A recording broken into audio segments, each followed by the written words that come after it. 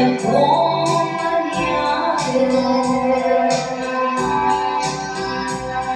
Mi sono ritrovata in un lungo viale e non sapevo dove andare, ma in fondo a quel viale vidi qualcosa luccicare.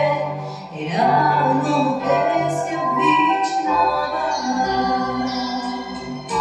e continuai a pregare e dissi: Dio, non mi lasciare, mandami un angelo dal cielo e fammi tu guidare.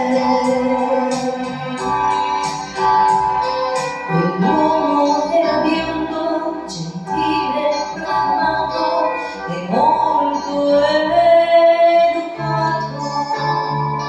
Mi disse: se mi sono sperduta e non so più dove andare.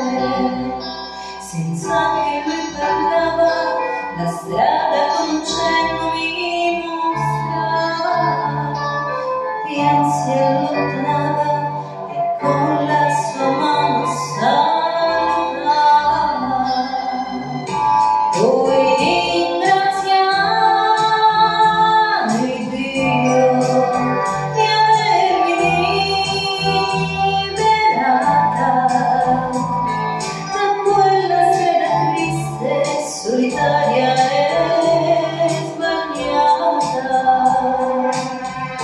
Quell'uomo profumato io non vidi più, capii che era quell'angelo mandato da Gesù.